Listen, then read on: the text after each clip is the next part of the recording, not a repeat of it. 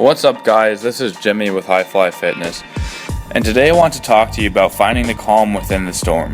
And it's something that I actually really struggle with, because especially on my deadlift days, which are on Fridays, because when I'm hitting PRs on the deadlifts, I tend to get a bit scared, and I tend to be more concerned with lifting the weight than concerned with my form and concerned with all the other factors that go into hitting a PR.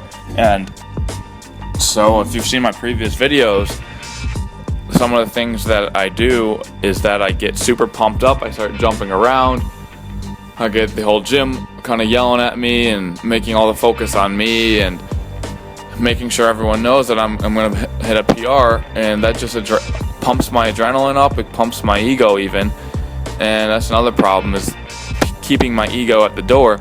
But honestly, what the biggest problem is that I'm scared, I guess, to hit the new PR, and adrenaline and energy surges and using music and ammonia and whatever to my advantage are something that really need to be saved for when I'm competing in a powerlifting meet.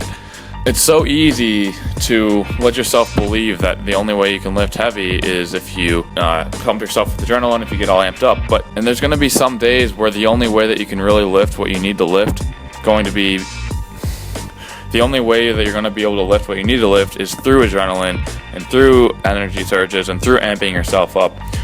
So that's that. But for me, what it allows me to keep calm, and what I've just implemented recently into this workout, this is the only workout that I've really thought about it, at least for my deadlifts, is warming up more. Warming up basically alleviates any problems that I'm having with my mobility, so that takes away one aspect of the lift.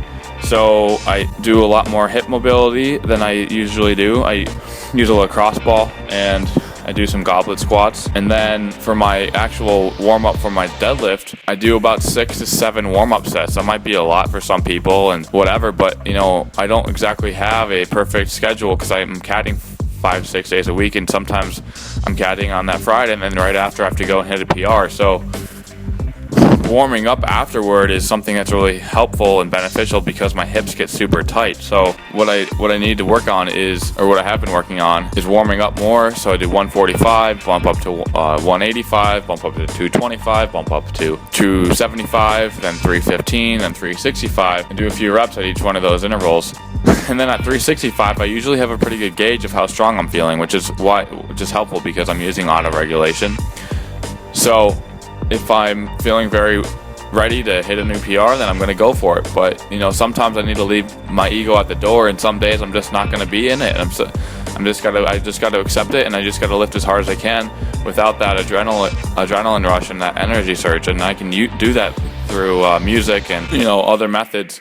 It's really easy for me, honestly, just because I can get pissed off, or I can start yelling and start jumping around. But in the long term, that's going to burn you out. In the long term, that's going to get you injured, and it's gotten me injured before because I'm lifting more than I really should be. So there's a big problem there. And then just maintaining the peace and the prosperity, I guess, with your lifting is the easiest way to maintain progress long term. I've talked with a few of my buddies at Los Campeones, and they all agree, you just got to keep calm, do the mobility work, warm up, and just do as much as you can without letting your ego take the best of you. Maybe you lift a little bit less than last week. Well, I'll make up for that in my accessory work. I'll make up for that in my pause squats. I'll make up for that in my pen lay rows. So then I'll be able to maintain or keep as much energy as possible to finish my workout without having any difficulties and just burning out my CNS and or getting injured. So that's all I really got to talk about today.